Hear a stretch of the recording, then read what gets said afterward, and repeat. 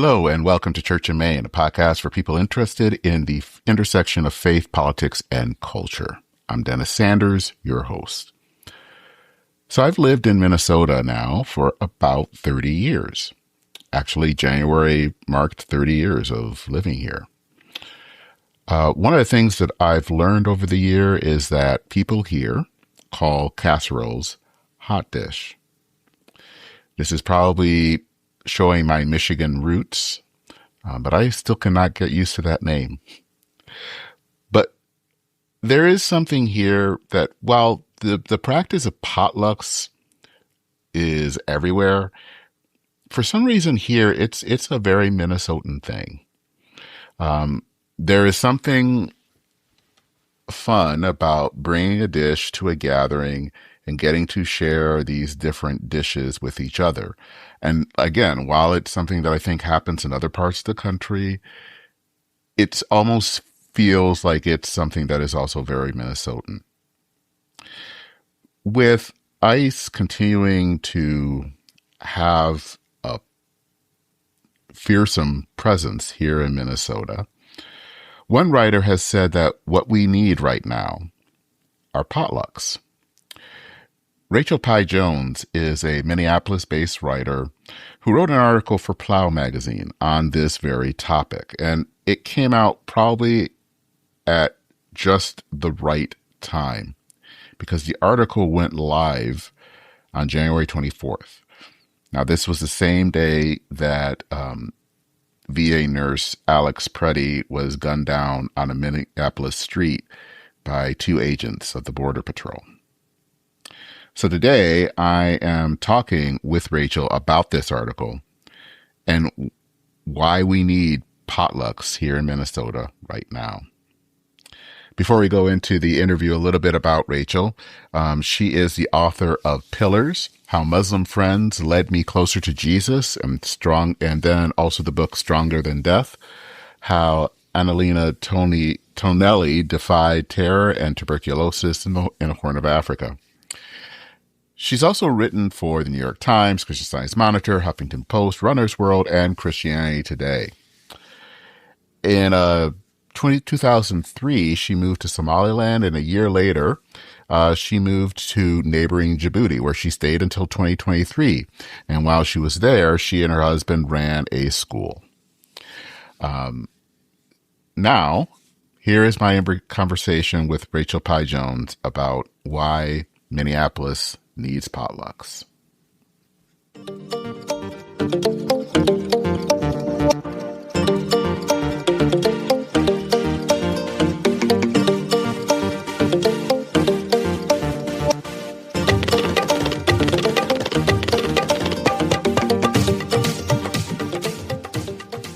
Well, thanks so much for joining me here today.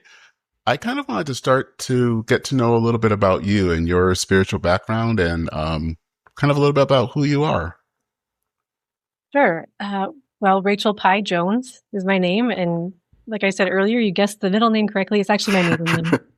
I was born and raised in New Brighton, Minnesota. So I went to Irondale High School, and my family attended a Baptist church in Columbia Heights. So I got married in 1999, and my husband and I moved into the Riverside apartment complex, Cedar Riverside, downtown. Yeah. We were in I think it was a 22nd floor apartment with a yellow block on the outside with mostly Somali neighbors. And so from that community, my husband and I, we had already knew that we wanted to live abroad, motivated by our faith and just a desire to see more of the world and participate in what God was doing other places. And so through our connections and Somali friends in that community, we ended up moving to Somaliland, northern Somalia, in 2003, where my husband worked as a professor. And we stayed there in Somaliland for less than a year. And then we moved to Djibouti, which is right across the border, also majority Somali, and lived there for 28 years. Wow. And then moved back to New Brighton, Minnesota, actually, in 2023. And so in terms of a spiritual biography, my faith has been really transformed by that experience. So like I said, I grew up Baptist in Columbia Heights, which at that time was pretty white of a community, not very ethnically diverse, a little bit, but not a lot. And it's really changed since my childhood years. But then especially by being immersed in a Somali Muslim community for 21 years, essentially all of my adult life, raising my kids there, building community there, my own faith really has been impacted by what I learned from my Somali friends. And so, yeah, just thinking about things like fasting and pilgrimage and creed and generosity and hospitality, all these things have actually strengthened my Christian faith, I feel like, but also shifted it in some ways.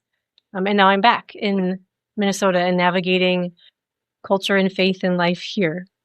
And it's kind of interesting. You're talking about your time in Djibouti and kind of relations, especially with the Somali population. That kind of really kind of goes into this article that you wrote for Plow magazine about how Minneapolis needs more potlucks right now. And one, I can't think of anything more Minnesotan than to talk about potlucks. But what led you to write about that article, which I think was a great way of kind of also talking a little bit about your experiences in getting to know people from different communities. But what kind of led you to think about this is what you wanted to share with the wider world? Well, I actually have Plow specifically to credit for that. So right after Renee Good was killed, like I think it was maybe 2 days later, I actually left the US and went back to Djibouti. We'd had this trip planned already. And as I was leaving, even at the airport, there was ICE presence. And it was just really, really building the public nature of it and kind of some of the aggression of it. And then I left the country and I had this real, just a conflict of emotion, I guess. I mean, I wanted to go. I wanted to do this trip that we were going back to do some work there, actually to deal with some difficult situations there that parallel in interesting ways what's been happening here. But I felt kind of helpless. Like I want to do something. I want to participate. I want to know what's going on. And actually, while I was en route, I got an email from my publisher. I've written 2 books with Plow. And so they reached out and they said, "Hey, Rachel, you're on the ground in Minneapolis. Would you give us a story about how Christians are loving their neighbors?" And I thought, oh, shoot, I'm actually not on the ground. I'm literally in the air. But then I was able to use my layovers and then also upon arrival to do some interviews with friends that I knew were active, including Somali friends and white American friends, and just a broad across the spectrum of people to hear what they were doing. And so I felt like at least I could contribute through my work, my writing words while I was away. And that was really meaningful to me. And then personally, that article stemmed out of an experience I had as I was wrestling with how do I start this? What do I think we need? What's important? And it's not very viral to say, let's eat bread together or break bread together. You know, it's pretty easy to go to some volatile extreme and to spout rhetoric. Maybe not easy, but that could be the tendency for some people. That's not where I live. I live in the complexity of a middle space, which I think is kind of epitomized by being in the airplane between worlds as I was trying to wrestle with this reality. But I do really believe in the power of sharing bread because that's been my experience, again, with Somalis so many times of eating together and sharing fellowship together over the breaking the fast at the end of the day or having a celebratory wedding party or after my baby was born, celebrating with food in very specific ways that were deeply meaningful and relationship building. So there's this idea of, I didn't even write about it in the article, but joyful attachment.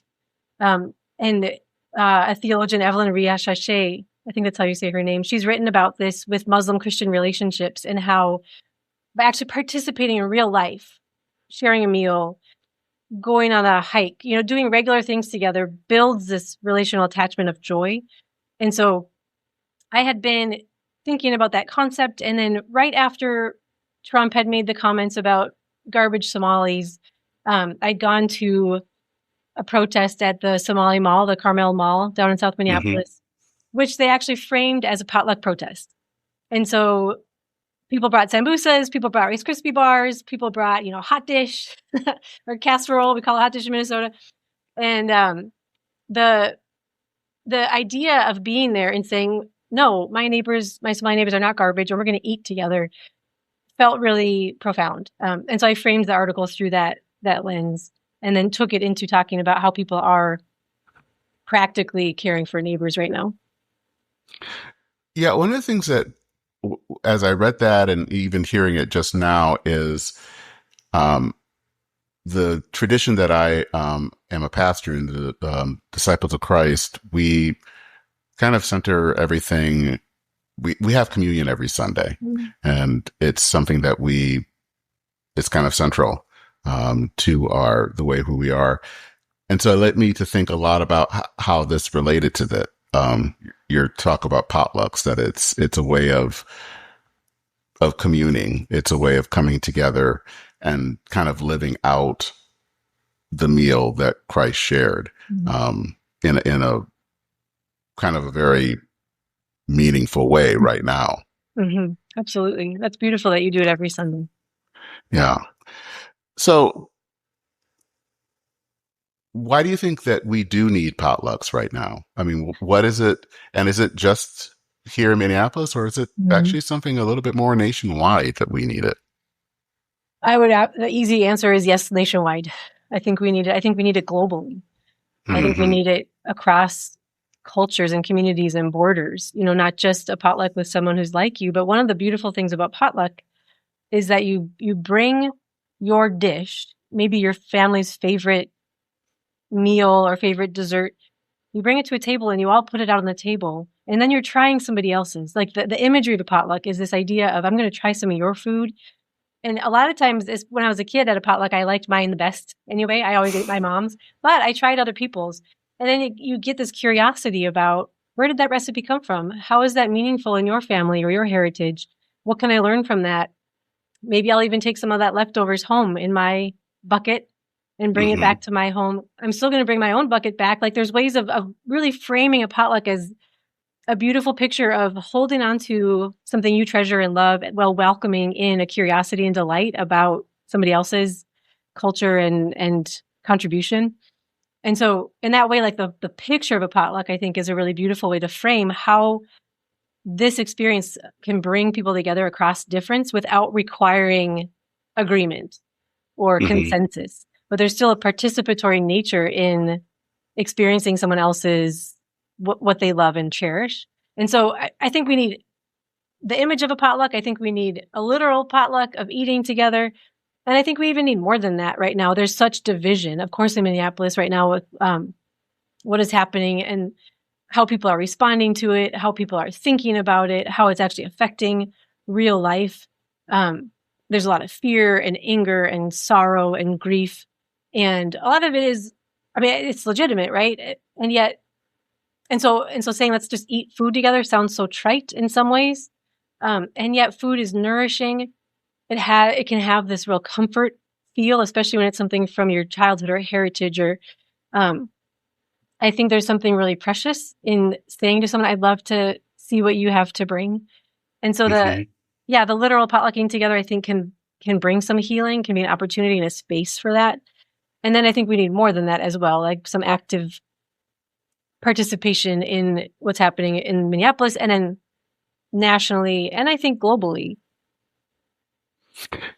And when you kind of talk about it in your article, it seems like it's not even really just food, but there are other ways of how people are bringing things to help each other. Can you kind of explain a little bit more about what you meant by that? Yeah. So there's people, it can be very practical things. People are bringing diapers, bringing menstrual products to families who are afraid to leave their homes right now.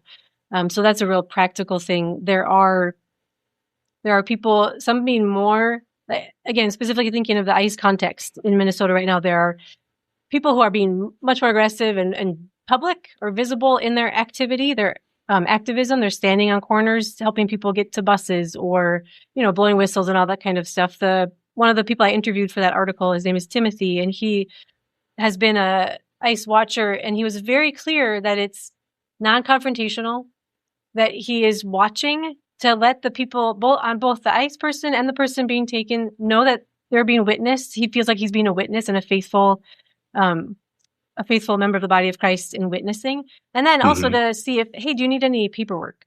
Do you have legal paperwork but not on you? And then he would be able to follow that person, eventually get access through some legal help to their paperwork to get them what they needed at the detention center. So things like that, or following a person as they would get moved around the United States. Maybe they get to Texas and then it is found out that that person is a legal resident. So they're released in Texas, but they don't have their papers. They don't have a phone. They don't have any money. And so people are helping those people get back home by sometimes flying down to Texas to escort them back to Minnesota, or helping them get the funds they need. And so by Potluck, it's sort of sharing resources. People are sharing time and money and emotional support. There are some churches that are opening up their space for healing spaces. So I know Park Avenue Methodist, I think at least once a week, they're opening up their building to offer therapy and trauma-informed counseling, and just be a space for people to come together and process what they're experiencing here. And so there's all kinds of ways that people are bringing what they have, their resources, and then participating in the community. Sometimes it's just showing up. Like my daughter this week, she did a food delivery. So she was just in the car helping the driver. So she's navigating the maps and texting with the people to make sure they're available and know that it's coming. So yeah, all kinds of ways people can participate together and really be caring for their neighbor. Yeah, and I was actually going to ask you kind of next about that situation with your friend who is working kind of with the Afghan community. Because I think that was kind of moving to read about that. And of course, we kind of are aware of the situation, especially in Afghanistan, as people, as the Taliban were coming back into power, of people basically fleeing for their lives, and now are in this situation where they could be picked up and could be sent back. And just kind of what he's doing in some ways of trying to, I guess, bring something to a potluck that in a case where people aren't in danger and in true danger, and also then trying to track things and all of that. So, yeah, right. Yeah. So how, if, especially, when you wrote that, it was just after, Renee Good's killing. Obviously now we have had, and I think maybe when that article was published, it was maybe just a day or two, or even the day of, Alex Preddy's killing. And it seems like everything after that kind of ratcheted up much more. How do you see the community being and delivering potluck, especially after Alex Preddy's killing, in that situation? Yeah, it does feel like things are changing so fast and happening so fast. And so I wrote it, and by the time it was posted, that how Alex Preddy had been killed, and it just feels like every day something new is happening. And so, yeah, ratcheting up is a good way to put it. Hopefully things are ratcheting down, but I don't know yet if that's the reality. And so, for example, I participated in a call on Tuesday this week with 4 women in Minneapolis here, just talking about what it's like to raise our kids here right now, what it's like to do a school drive right now. And I think it was even the first words out of my mouth might have been, I haven't seen any ICE activity in my neighborhood yet. I had granted been out of the country for the last 11 days. And so I'd only been back in Minnesota for 2 days or so, 3 days. But that's what I said. The very next day, I was on my run in the morning, and sure enough, there was an ICE convoy about a half mile from my house. And then yesterday, so 2 days after I did that conversation, there was an incident on my street where 2 houses down and our driveway was actually blocked. And so that's just an example of how things are changing so fast. That doesn't answer your question about how people are potlucking right now, but through that, and because of it's happening, and engaging with people and hearing their stories, and then all of a sudden I'm discovering more resources that are available, more things people are doing. as I start having conversations more now that I'm back. And so, through our church, that was how we got connected to a food delivery committee group. There was a kindergarten parent meeting at a elementary school this week. And so I know a number of people, they were nervous about potentially ICE showing up. And so a number of people went over just to bear witness. And so there's things like that are happening. I have, I have a chaplain friend, and she's talked about even potlucking with ICE. For example, as a chaplain, you minister to everybody, whoever comes in. And so she has just these beautiful stories of experiencing, for example, a priest ministering to a woman in the hospital whose son had been detained, and she's in the hospital for whatever reason medically, and the priest is ministering to her and weeping with her, goes out from her room and walks straight to the ICE agents and starts ministering to them and saying, "How are you doing? Are you okay?" And it's just because they're also our neighbors. I mean, it's complicated to say that right now, but they're in Minnesota, and she said most of them at her hospital are Hispanic, and so they are wrestling with their own community and what's happening there, and just trying to treat everybody with dignity and respect, with also all the emotions that are stirred up, right? The anger, grief, desires for justice. How do we hold all of that? And it's tricky. And there's some real beauty in it. I don't have answers for it. I just try to show up and care when I can, and receive care also. I don't know if that, again, answers your question, but just some stories and things that I'm seeing and wrestling with and thinking about. No, I think it does. I think, things it kind of feels like things have ratcheted up, and I don't know if they have ratcheted down yet. I think everyone is outside of Minnesota thinks, well, maybe we've de-escalated, and I'm like, maybe not. It's difficult, and I think there is something to say about how do we minister even to people working for ICE. I think it's very easy to say we don't have to do that, or to let the emotions get the best of us. But I think that they are also humans created in the image of God as well. And as difficult as that is, I think that's also important. That's so, it's just so painful. In my experience in Djibouti, I've written quite a bit about this, but the harassment that I experienced was pretty extensive and steady. Often people throwing things at me, spitting on our car, just different things. I'm a runner, and so I would run, and so I was often just kind of out and about. And that the feeling of the dehumanizing, that just how it cuts at your sense of who you are and safety in your body and things like this. That has been poked and triggered through this experience of seeing that happening. And so thinking about people who are being targeted just because of their, racial profiling, or where they are standing, or what they're doing.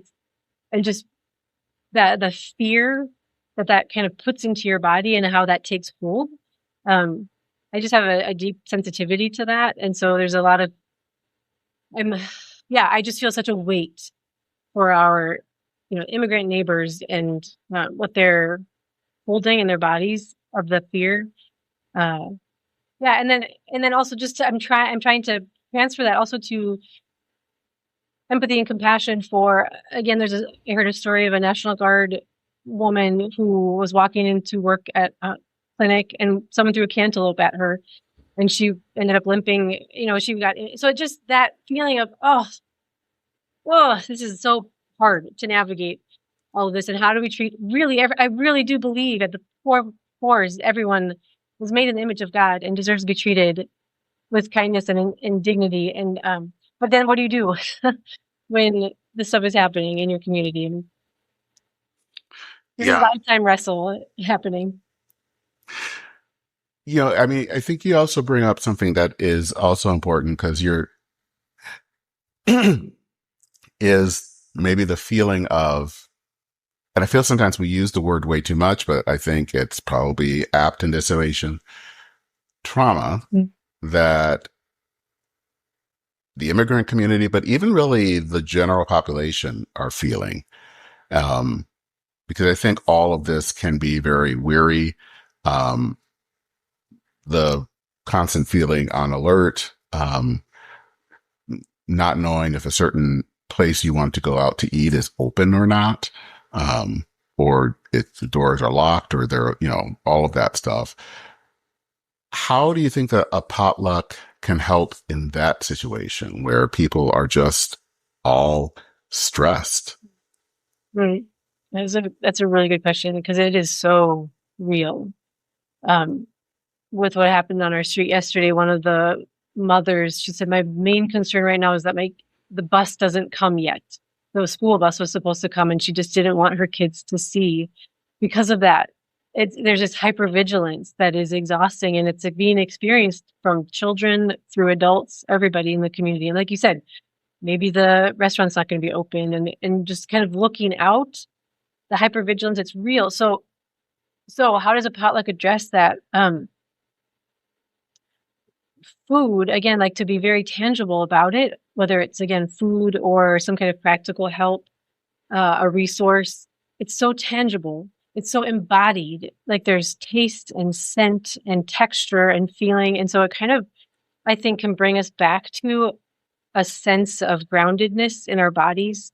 It gives energy and sustenance. And so there's deep meaning to it. But even just, like I said, the practicality of it, washing your hands and just, there's this idea of touch grass right now, Mm-hmm. but connecting to something very physical, I think is deeply valuable. And being able to do that in community, there is something healing about it. I'm a PhD student right now, and one thing that I'm angling towards studying is the culinary practices of Somali women and how that contributes to their sense of community and belonging. And so I think I haven't researched it yet, but I think there is something deeply, deeply connective about cooking together and eating together and then sharing that with other people. And so, you know, Wednesday night, here's just a practical example. I was exhausted. Everything was kind of felt like too much. And my mom called and said, do you want to come over for dinner? And I almost said no. And then I thought, no, because when you eat with other people, you have to stop. If I ate at my desk at home, I would just keep working and I would be eating by myself and I'd keep on working and keep on reading stuff and responding to things. Well, when I go to my parents' house to eat, I have to put aside my work. I have to focus on that relationship. And then we're spending time just away and out of that, the traumatic fear experience that were happening outside the doors, And Mm-hmm. so I think the thing about eating together makes us slow down, even the eating process, and gives us an opportunity to just to sit and talk and maybe think about something else for a little bit. Again, Mm-hmm. not to have an escape or an excuse, but there needs to be some kind of release also, and the opportunity Mm-hmm. to laugh and be together. Does How does you think potluck flows into worship Mm. um, in our community? I think you talked a little bit about churches offering prayer vigils, and I've seen that too. Um, and I'm kind of curious. Obviously, those two do go together. At least I've noticed that here. But where do you see that happening? I think a Or, lot of it, well, yeah, I think gratitude is something that I just Mhm. think of immediately with food and with potlucking. When I have participated in a potluck in Djibouti, eventually my husband and I ran an international school and we would have Mhm. potlucks. And just the overwhelming joy and gratitude that comes from seeing all these beautiful foods displayed out together and the gifts that people had brought to give one another and then also to partake of together. There's something that wells up for me anyway of gratitude to God that this is my community. These are the people that I live around.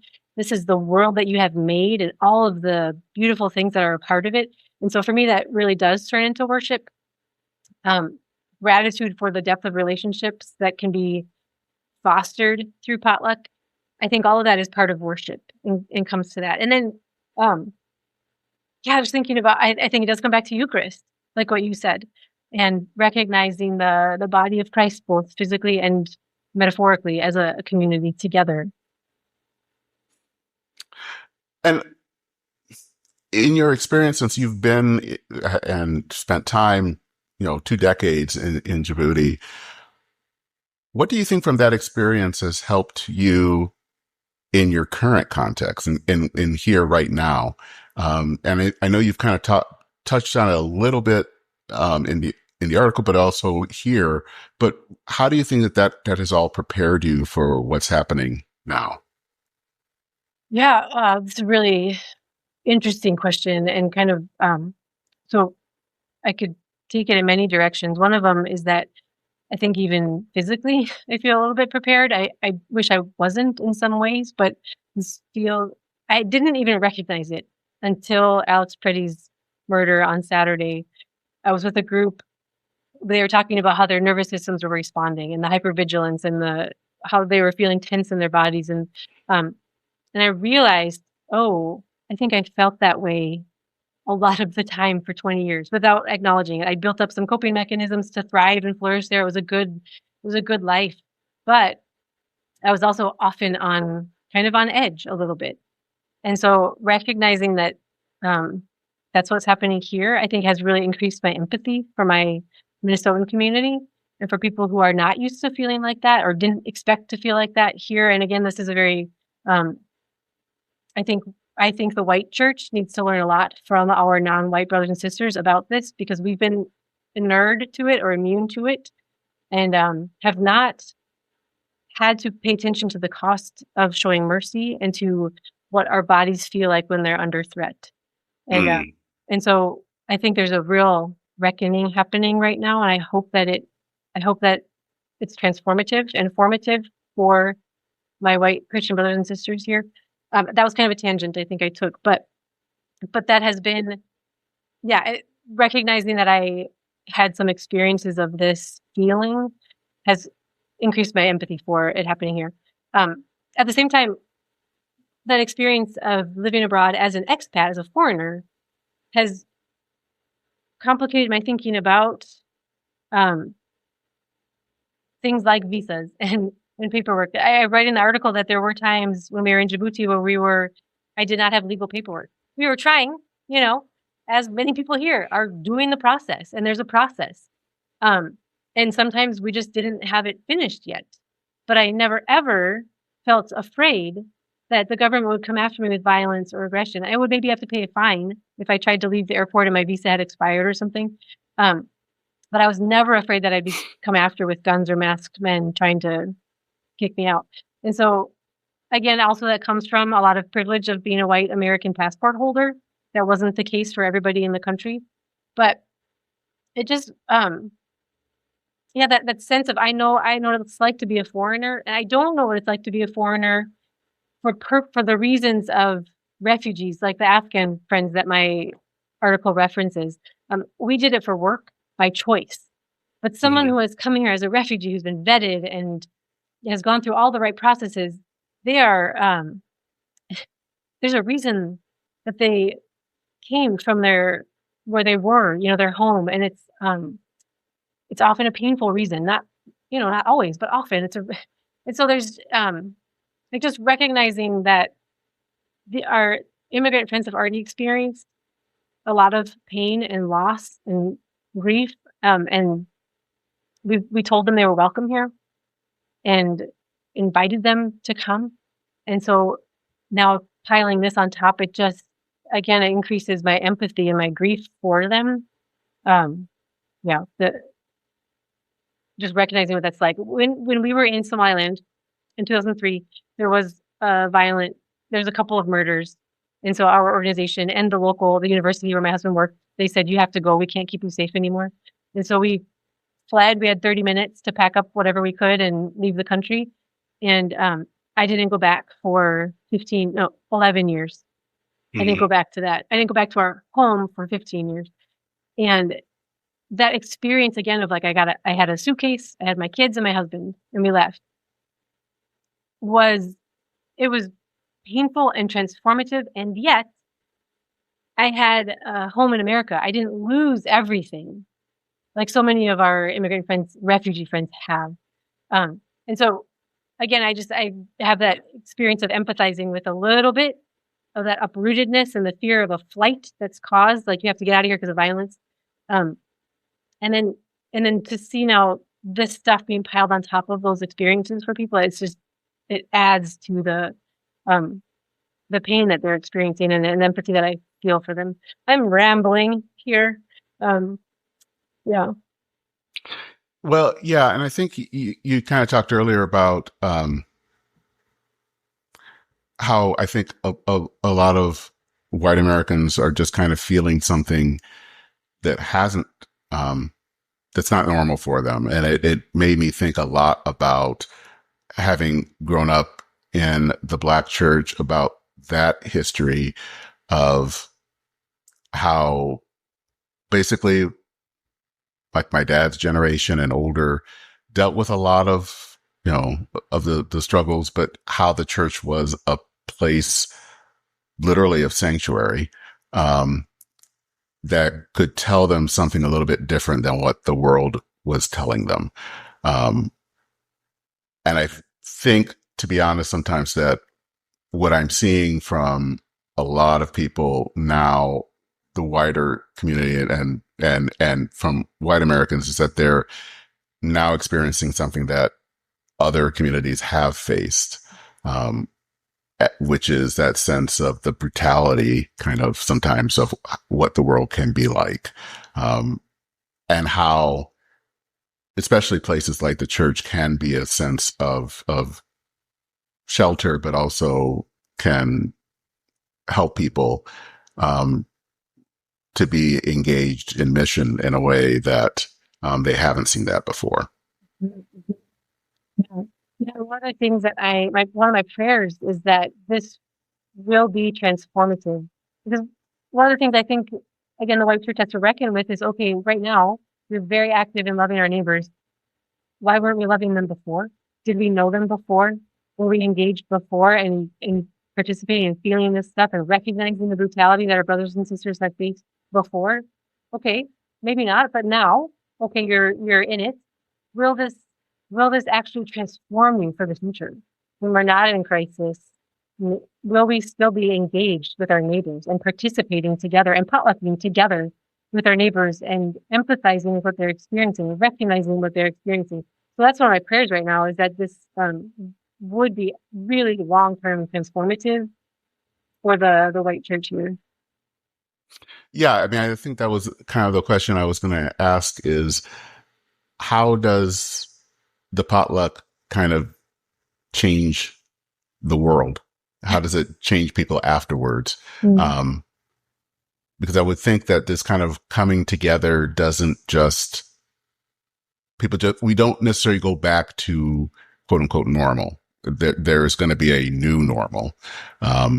So how does a potluck transform the world? Yeah. Yeah. Again, metaphorically, there's the idea of, I've incorporated Somali spices into some of my food, or we'll have lasagna with sambusa, or whatever it might be. And so there's an incorporation without being appropriation, but, just a real delight in what this other person has brought and recognizing this as a gift from them. And so that's one way to kind of think about it. For my kids who were, raised there and brought up there, that's something they're learning to navigate, of what are some things that they can still participate in and love, and who are they with this mixed identity as a kind of a potluck person. And then again, to take that to the current context, myself, even I was very convicted yesterday when this ICE thing happened on our street, because I have excuses, but they're just excuses. I've only been in the US for 2 years. I've only been in this house for a year and a half. I'm still figuring out American culture. Like I could make these kind of excuses for how I've been floating above my neighborhood a little bit. Mm-hmm. And I've traveled back to Djibouti multiple times. Whatever. Yesterday ICE shows up on our street. I go outside. once they leave and my daughter's able to get out of our driveway again, I am engaging with the neighbors and the press that had arrived and the city council. And I didn't know all the neighbors' names that were there. I knew some of them, but I didn't know all of them. And so I felt even practically convicted of I have not intentionally met enough of my neighbors on my own street that I could have in the last year and a half. And so for myself, the real practical step of how to take the potluck forward, I got phone numbers for everybody that was out on the street. I noted which house they're in. I noted which ones have kids at the corner bus stop, which is actually right diagonal from my house. We're on the corner. And so I want to take that forward through this period of intensity, but also forward into being a neighborhood that knows each other. And that not just like hello on a walk, but I know your name and I'm getting to know you. And so even texted with one of the neighbors last night a little bit. So that's a real practical thing that I think the potluck can bring forward in communal networks. Now we know each other because we've done stuff together. We've been through something, but also I got your phone number. And so we can engage. And I really hope I pray that continues. What advice would you give, or what helpful word would you give to other communities around the country right now that they may not be dealing with the same thing that Twin Cities are dealing with?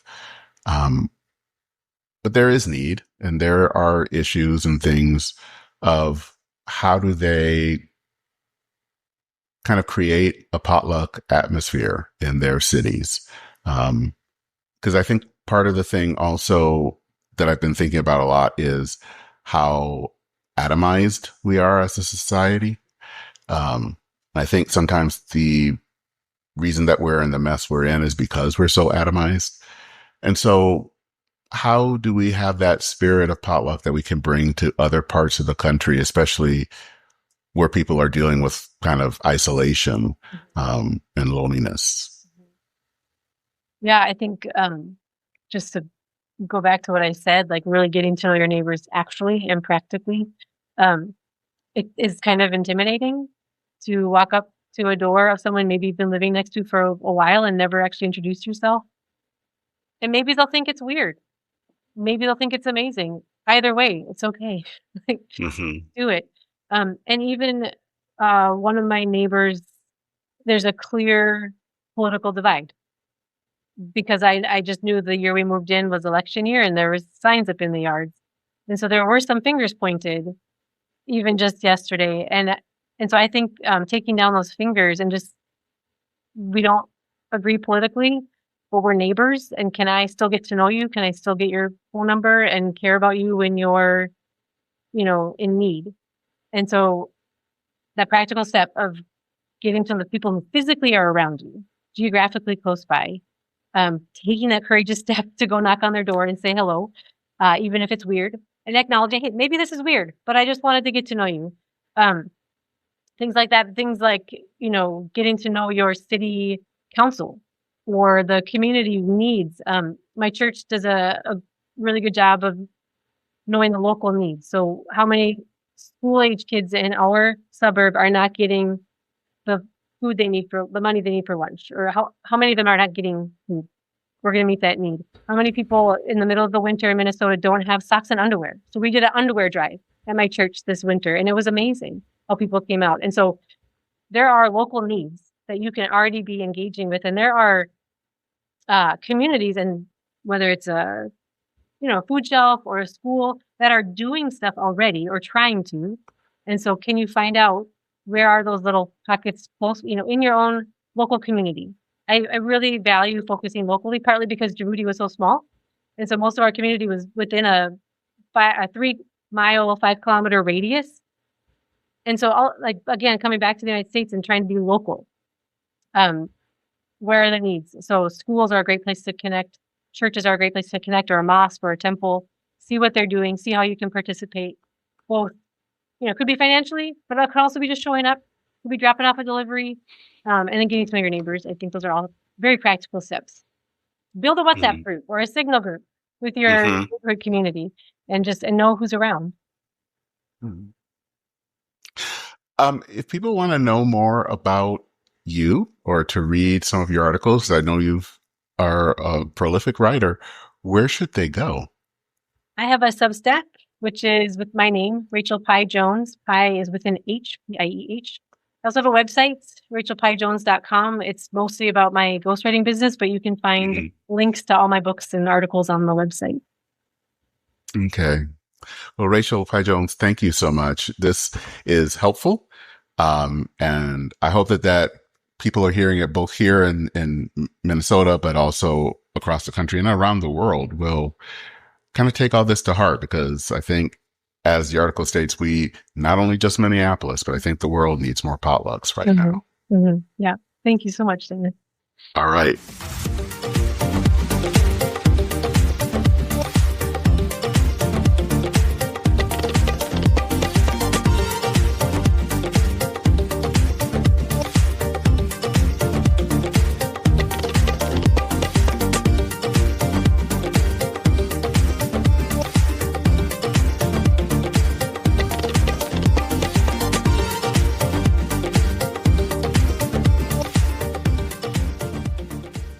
So as usual, I'm interested in knowing what your thoughts are about the episode. I'd also like to know, especially if you're someone who listens to this podcast and lives in Minnesota, whether it's the Twin Cities or in Rochester, southern part of Minnesota, Albert Lea, or Duluth or Brainerd. I'd like to know, have you been affected by the presence of ICE, and what has that meant to you? How are you dealing with it? Are you having lots of potlucks? If so, please drop me a line. You can send it to the email of churchandmain, which is all one word, at substack.com. I'd just like to hear from you and see how you're doing. Also, if you want to learn more about the podcast, if you want to listen to past episodes or donate, check us out at churchandmain.org. And you can also visit churchandmain.substack.com to read related articles. You can subscribe to the podcast in your favorite podcast app. And as always, please consider leaving a rating or a review. That helps others find the podcast. There is another link if you want to donate. If you don't want to go to the website itself, there is a link in the show notes.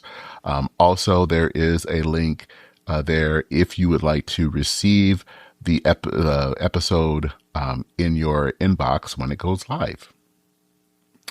That is it for this episode of Church and Main. I'm Dennis Sanders, your host. Again, thank you so much for listening. It does mean a lot. Take care, everyone. Godspeed, and I will see you very soon.